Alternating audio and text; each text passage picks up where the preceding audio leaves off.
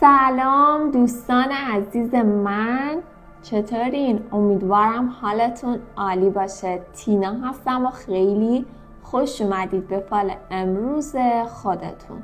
نیت فال امروزمون توی این رابطه کات شده تو و طرف مقابلت چه خبره؟ داره چی میگذره توی این رابطه و کلاً چی قراره پیش بیاد؟ مطمئناً اگر نیت کنی همراه من باشی از این فال کامل قهوه و 2 دسته کارت تاروت جدید میتونی پیغام های بسیار مناسب برای بهبود هر چیزی در روابطت رو بگیری. به امید خداوند، به کمک کائنات، نیروهای پاک الهی، فنجون قهوه به نیت تو و طرف مقابلت برگردونده میشه. خب عزیزان دل من، خیلی سریع بریم سراغ فال قهوه و در ادامه کارت های تاروت. نیت کردی ببینیم که توی این رابطه کات شده چه خبرهایی رو میخواد که قهوه به ما بده. میبینید چقدر اشکال واضح و دقیق افتاده؟ در اول از همه نظر من رو 2 چشمی داره جلب میکنه به سمت خودش که نگران هست. این 2 چشم 2 مربوط هست به خود شخص تو، 2 هم مربوط هست به طرف مقابلت. ولی از گفتن تفسیرات این فال قراره دهنت باز بمونه. مطمئن باش که این فال خیلی همراستا با تو خواهد بود. گفته میشه توی سینی 2 چشمی که در همین امروز منتظر شما هست یا چشم انتظار شما هست و طرف مقابلتون هست که با استرس و نگرانی خاص داره به جلوی پای خودش نگاه میکنه. دوست عزیز من، این که همین الان ایشون طوری نگران کننده هست، طوری استرس‌زا هست براش که در کل این استرس رو توی هر لحظه طرف مقابلت میشه دید، قضیه غیر قابل انکار هست. خبرهایی دارم از این رابطه کات شده برای شما. احساس شخص مورد نظرت راجب تو این هست که یه پاقدمی بوده در زندگیش و این پاقدم ازش دور شده، فاصله گرفته و پشتش رو کرده بهش. این خود شخص تو هستی که داری از شریک احساسیت فاصله میگیری.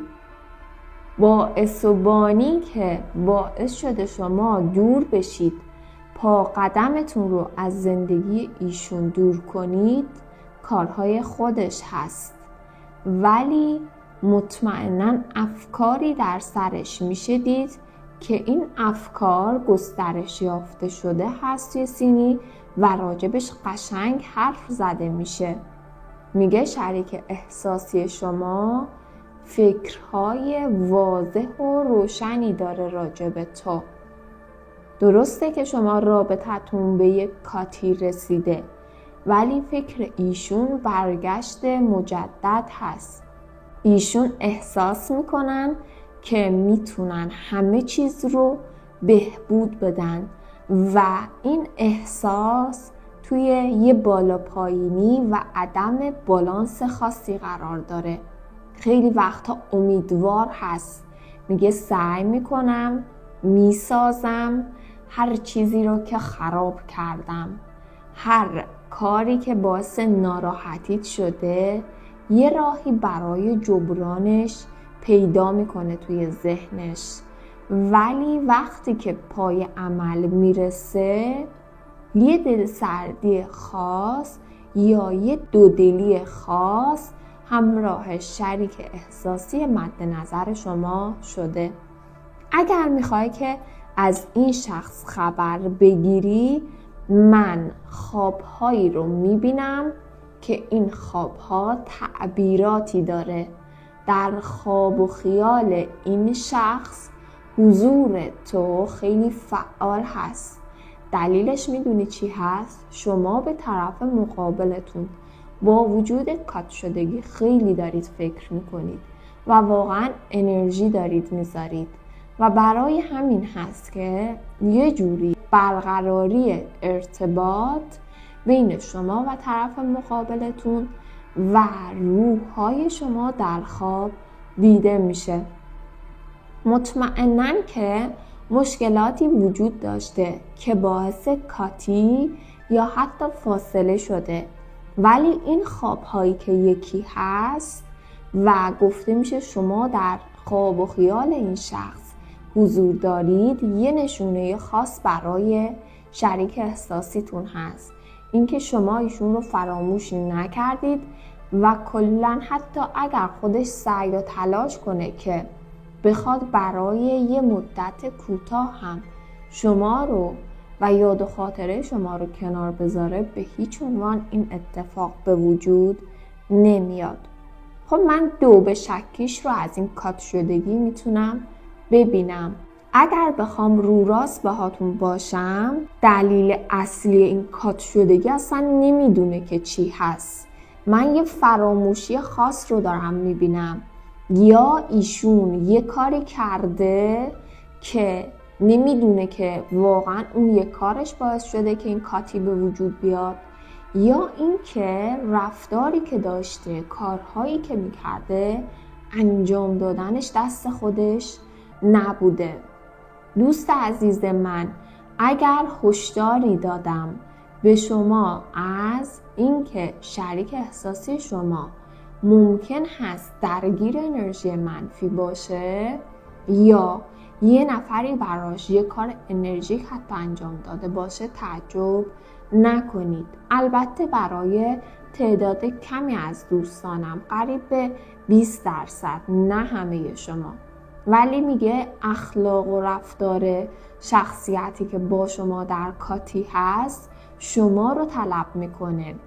ذهنش، روحش، خوابهایی که میبینه و وقتی فکر میکنه چی شده که اصلا این قیچیه به وجود اومده، فکرش به جای قد نمیده و یه فراموشی کلن اومده سراغش.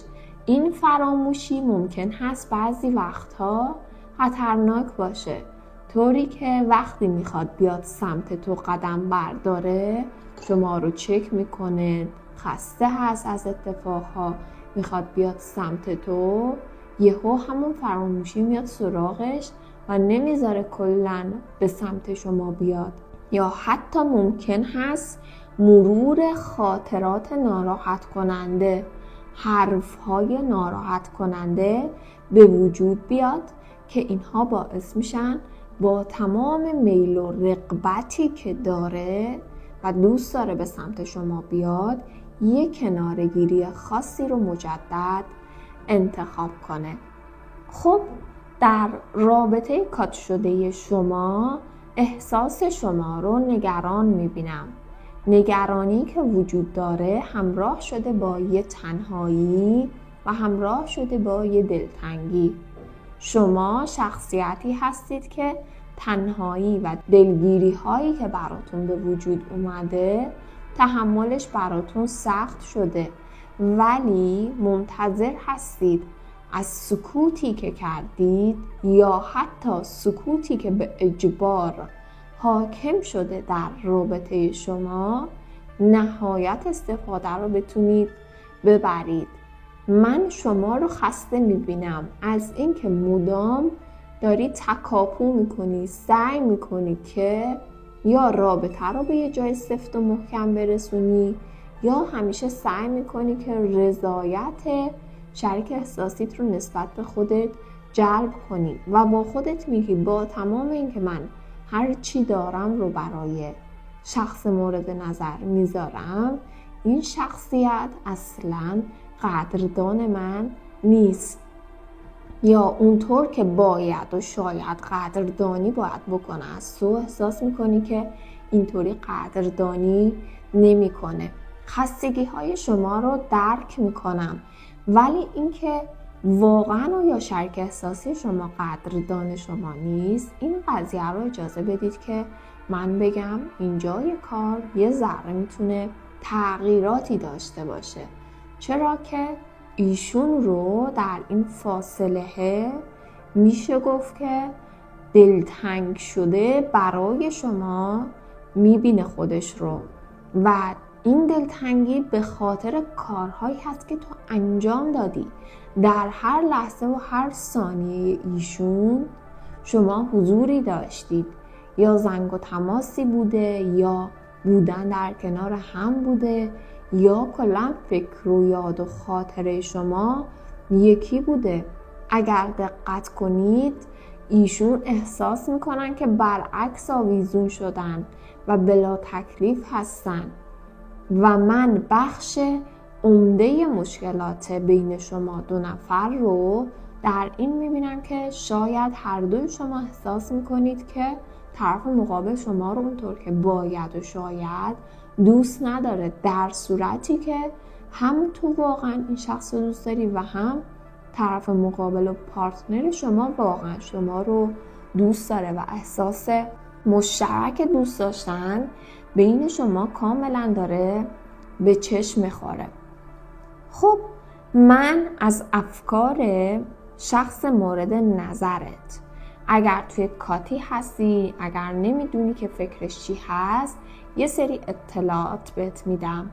این که فکر ایشون این هست که یه نفری رو قیچی کنه و این یه نفر که قیچی بشه شروع اتفاقهای خوب، وصل شدن، دیده شدن و پیمودن راهی برای دلجویی از خود شخص شما هست. مطمئناً تو یا از یه موقعیت، یه اخلاق و رفتار ناراحت بودی که این فاصله به وجود اومده، یا یه نفری بوده که کارهایی را انجام داده که باعث ناراحتی شما و به تبع فاصله گرفتن شما شده.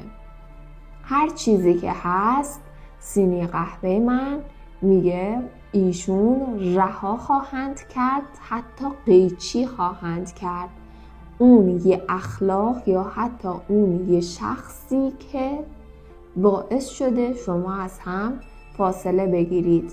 دلیل قیچی کردنش هم خیلی قشنگ داره به ما نشون میده.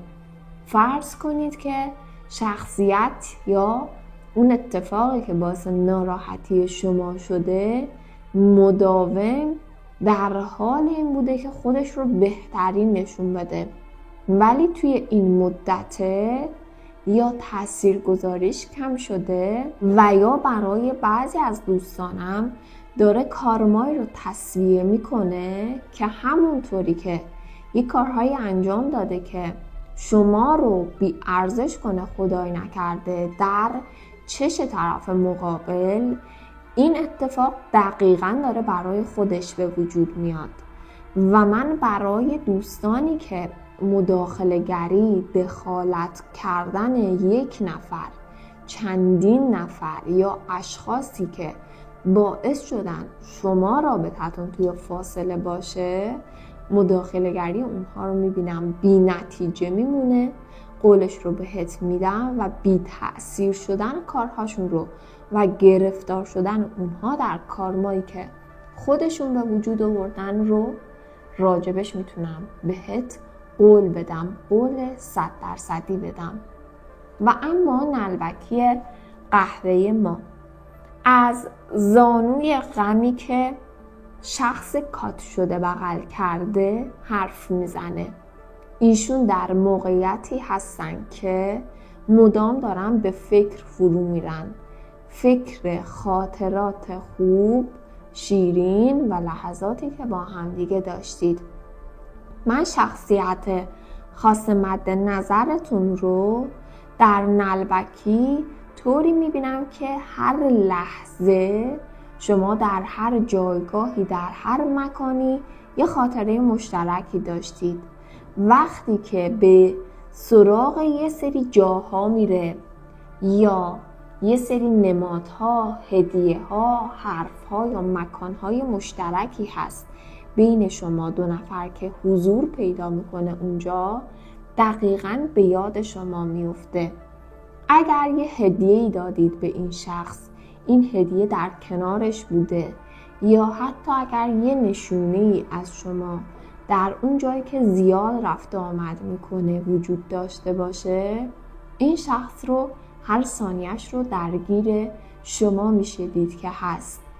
میشه گفت در یا گوشی تلفن همراه اسم شما، شماره شما هست، یا عکس شما رو داره، و یا یه نشونه‌ای که هر لحظه در دست ایشون هست، مثل تلفن همراه، مثل هدیه که شاید انگشتری باشه یا هر چیز دیگه‌ای باشه، همراه ایشون هست و ایشون رو به یاد شما میندازه.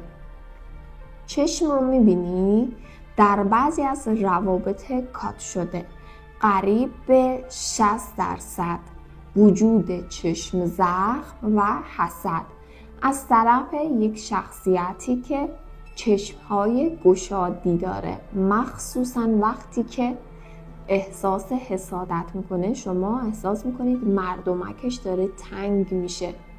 از دیگر خصوصیات ظاهریش، دماغی که حالت کشیده‌ای میتونه داشته باشه و صورتی که به تب کشیده هست برای این شخصیت.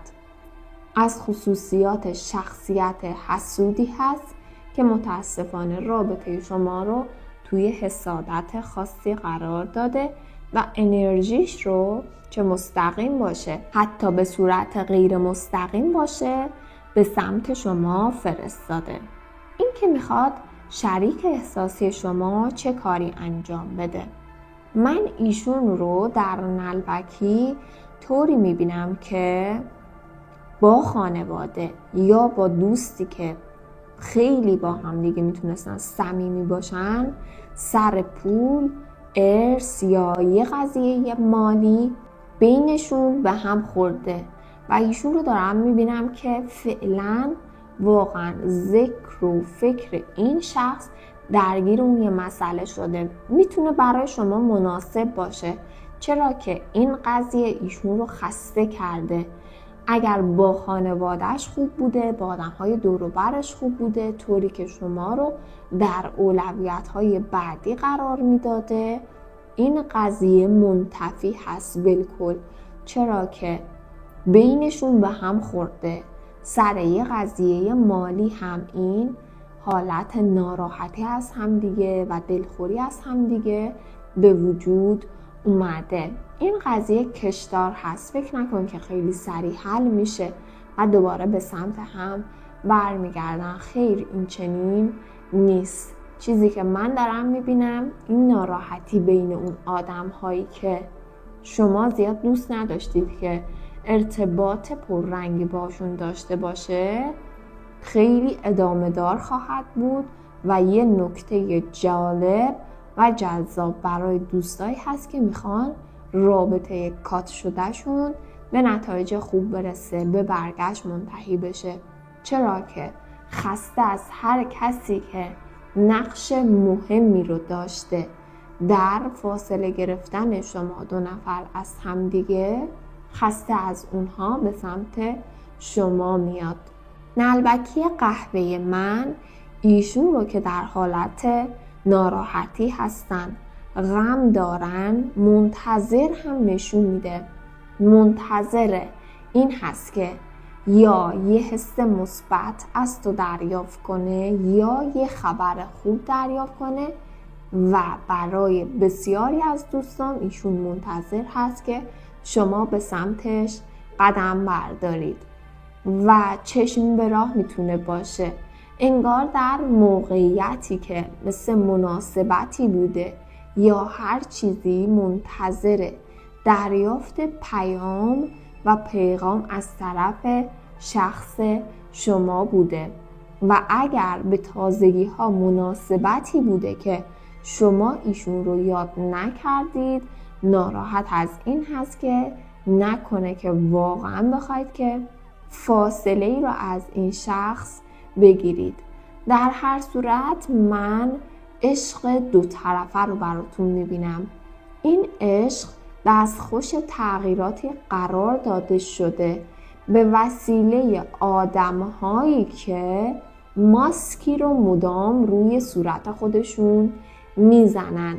آدم‌هایی که سعی میکنن خودشون رو مشغول نشون بدن، سعی میکنن طوری نشون بدن که انگار کاری به کار شما ندارن، ولی بخش عمده مشکلات شما میتونه در این رابطه مربوط باشه به آدم‌هایی که با اینکه تظاهر میکنن که کاری به کار رابطه شما ندارن، ولی نقش بسیار پررنگی در این رابطه حتما که دارن. مطمئناً یه سری حرفای ناراحت کننده یا یه سری حالاتی که مثل شمشیری باشه، مثل تند و تیز بودن یه سری اتفاقها بین شما دو نفر قبل کاتی وجود داشته و کیس مورد نظر و طرف مقابل نگران هست که چجوری جبران کنه ناراحتی که برای شما به وجود آورده، یا حرفی زده بسیار ناراحت کننده، یا کاری کرده که احساس میکنه جبرانش خیلی سخت میتونه باشه، شاید احساس میکنه غیر ممکن باشه. اینکه واقعا غیر ممکن هست من این چنین نمیتونم ببینم. شما رو میبینم که دل خودتون رو صاف کردید، اگر ناراحتی هست از دلتون دور کردید و واقعا منتظر هستید که شخص احساسی به سمت شما بیاد. ولی این کاتی واقعا ایشون رو هم در یه سری مسیرهای خوب قرار داده. اینکه دلتنگ شما هست، وقتی که شما مداوم در کنارش بودید حضور شما طوری بوده که انگار قلبی رو همیشه همراه خودش در هر موقعیتی داشته و اون چیزی که همیشه در دسترسش بوده، عشق تو، قلب تو و حضور تو، کمی داشته براش عادی می شده که فاصله گرفتن و کاتی که وجود داره باعث شده که بیشتر از گذشته ذهنش به فکر شما باشه. اگر فکر میکنی که شما رو فراموش کرده، الان مسیر زندگیش کلاً متحول شده، کلاً داره زندگی خودش رو به یه نحو دیگه سپری میکنه، این چنین نیست.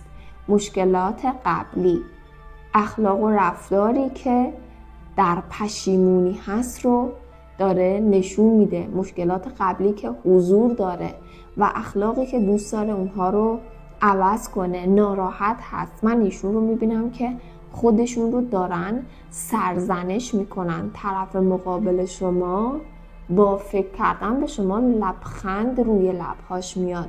اینها همه نشانه ای هست، نشانه بر این که نه فراموش کردن شما میتونه کار آسونی باشه و نه پاک کردن خاطرات مشترکی که شما دو نفر داشتید.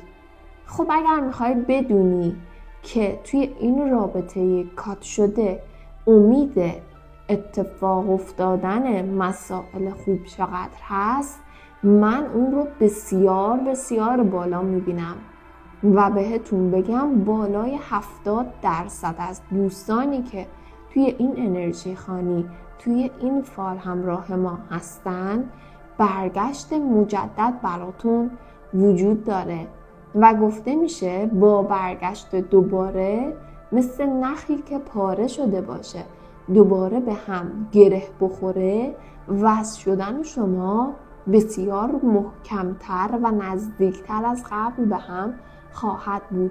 شما دو نفر در کنار هم دیگه با وجود ناراحتی ها سعی خواهید کرد و جبران خطاهای گذشته و من امید به بهبود در این رابطه رو فوق‌العاده زیاد میبینم. بریم سراغ فنجون و ببینیم توی این رابطه کات شده چه خبره.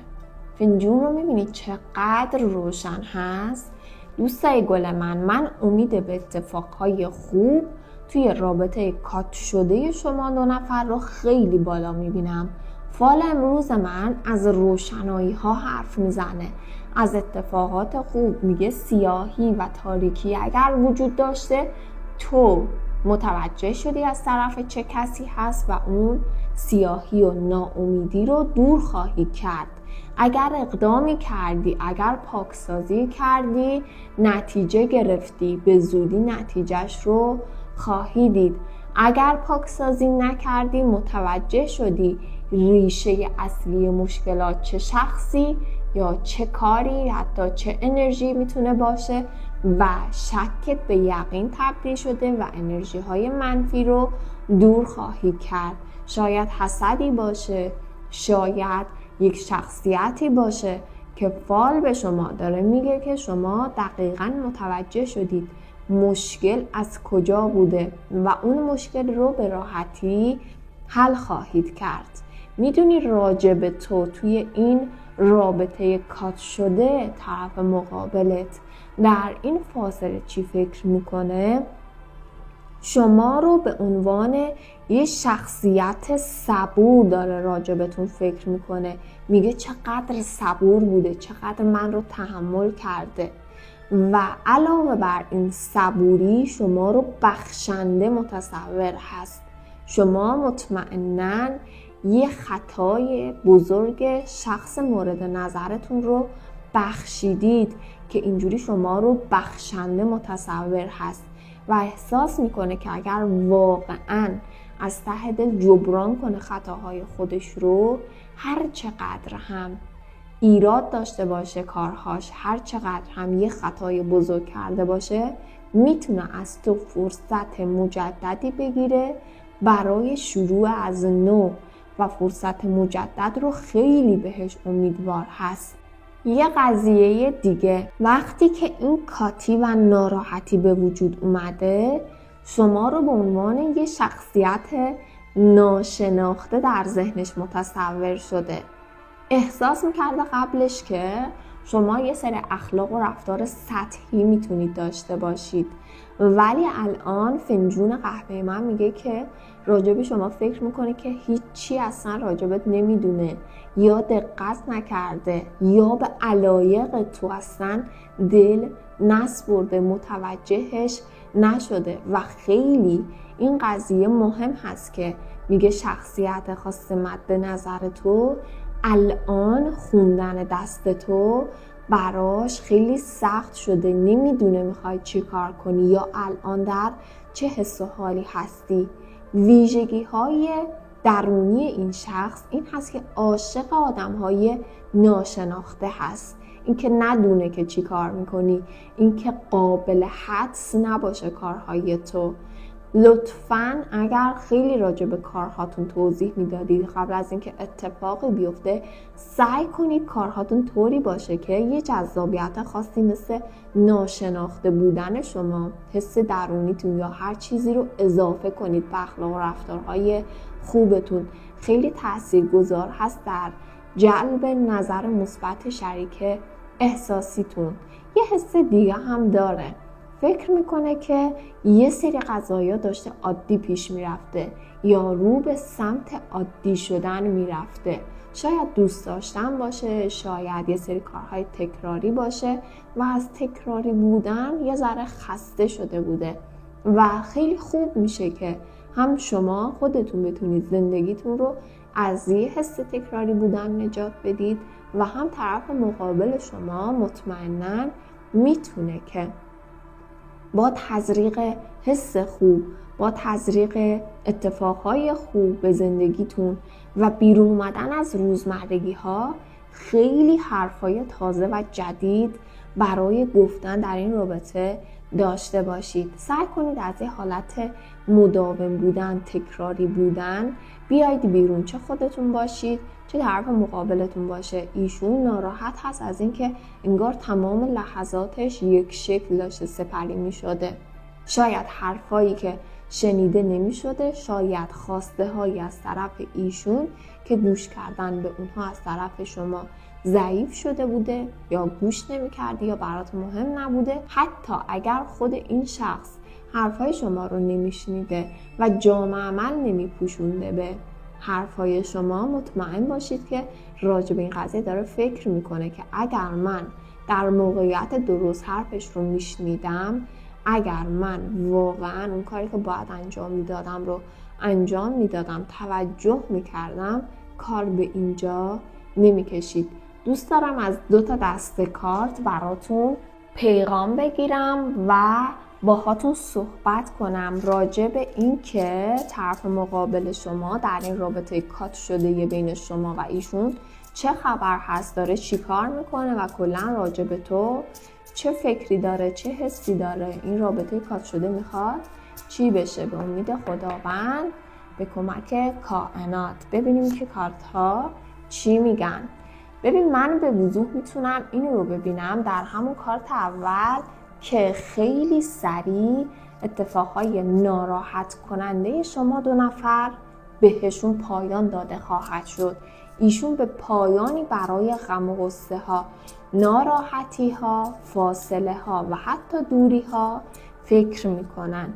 خب راجع به تو رو درد کشیده داره نشون میده.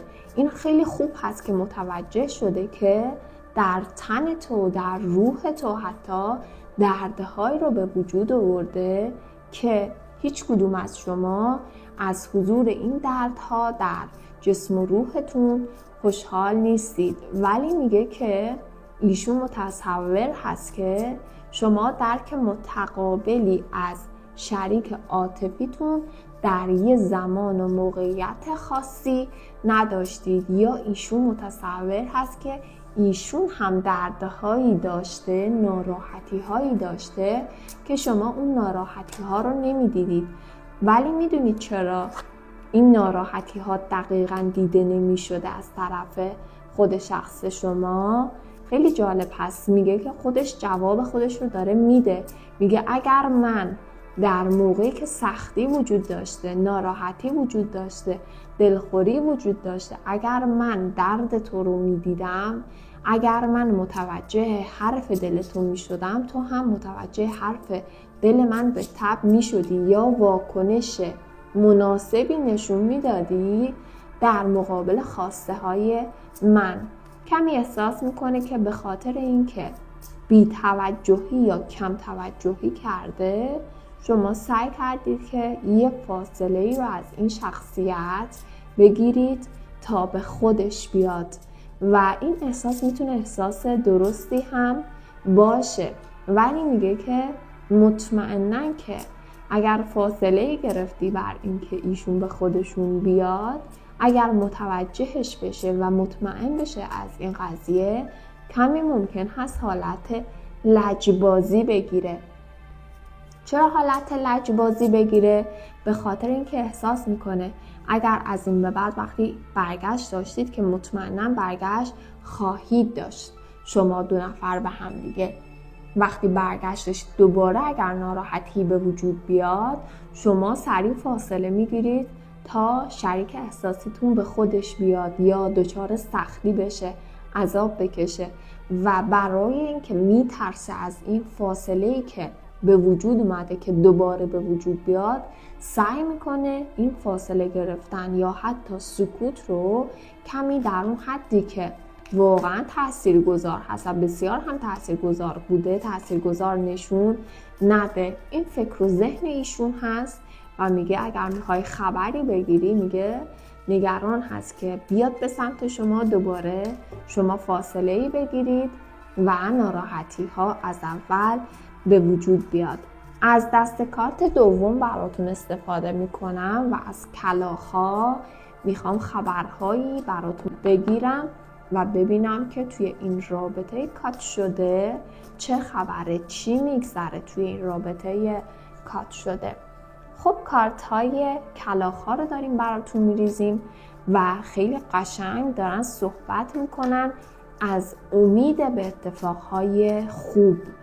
یا آدم‌هایی هستن که ایشون رو تشویق میکنن که فاصله خودش رو با تمام سختی‌ها حفظ کنه که توی این کاتی تو به خودت بیای یا تو بترسی، تو واهمه داشته باشی. و یا آدم‌هایی هستن که مخالفت خودشون رو از این قضیه دارن نشون میدن که دوست ندارن که انگار حس ایشون با شما صاف بشه، دلتون صاف بشه، یکی باشه و مدام ترس و واهمه میدن که تمام مشکلات قبل و گذشته دوباره قراره به وجود بیاد و غیر قابل حل هست.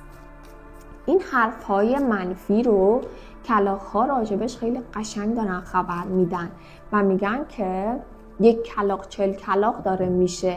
مثلا اگر شما حرفی زدید، یه ناراحتی به وجود اومده، داره یک کلاغ 40 کلاغ میشه و خیلی آب و تاب داده میشه به یه سری مسائل بی ارزشی که از طرف آدم‌های دیگه بسیار با ارزش داره نشون داده میشه، برای اینکه همش ترس و واهمه در دل طرف مقابلتون به وجود بیاد. اگر به یه نفری شک کردی که اون یه نفر باعث و بانی اصلی این موضوع باشه، میگه اون شخصیت مرموز و موذیانه‌ای که مثل موشی هست و شما این شخص رو گرفتید و سعی میکردید از زندگیتون دور کنید، دقیقاً همین یه شخصیت مرموز و موذیانه الان داره کارهای خودش رو از سر میگیره و دقیقاً همون کارها رو داره انجام میده که بهت گفتم. یعنی یک کلاغ 40 کلاغ میکنه، حس بد و منفی میده،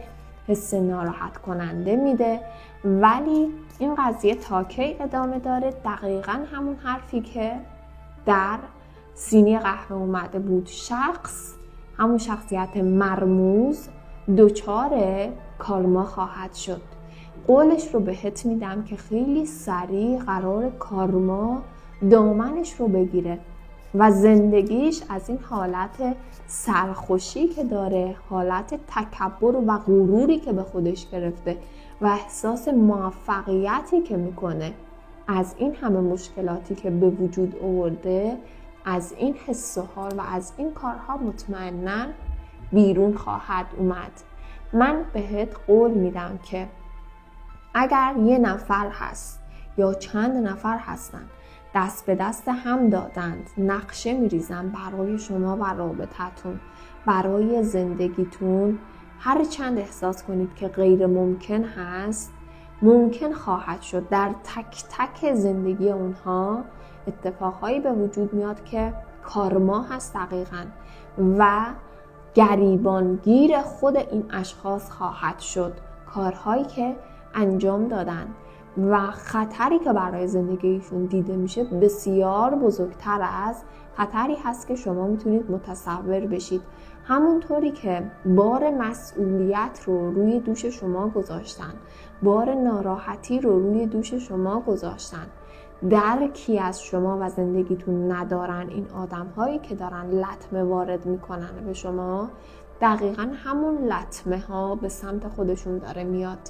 و اگر این کارت که دارید میبینید سمتش اینوری بود، من بهتون گفتم کارماش رو پس دادن اونها، ولی وقتی دارید میبینید که اینجا هست، داره میگه کارما تازه شروع میشه، تازه استارت زده میشه. خیلی با آرامش و بدون استرس بشین و تماشا کن و الان دیگه زمانی هست که رابطه تو رو به بهبود میره و اشخاصی که کارهایی که انجام دادن و لطمه وارد کردن باید خودشون و زندگیشون به هر نحوی که خداوند کائنات صلاح میدونن قراره که در مسیر کارمای سخت و انتقام جویانه قرار بگیره. شمشیر رو داریم میبینیم. انشالله به امید خداوند. اگر ناراحت هستی، دلخور هستی از شخص یا اشخاصی که کلن این مسیر رو برای تو به وجود آوردن، دلت رو صاف کن و بگو خداوند کائنات، من این شخص رو به دامن شما میسپارم، پاکسازی که باید انجام بدن رو بر عهده اونها بذار و ببین که چجوری به برندگی یک شمشیر تیز به سرعت برق و باد همه این مسیر طوری دست به دست هم میره که یک کارمای سخت و ناراحت کننده برای اونها به وجود خواهد اومد و آرامش دل به تب برات به وجود خواهد اومد. خب عزیزای دلم، امیدوارم فال امروزمون رو دوست داشته باشید. از اینکه همراه من بودید خیلی ازتون سپاسگزاری میکنم. تا فردا و یه فال دیگه هم شما رو به خدای بزرگ میسپارم تا فردا. خدا نگهدارتون باشه.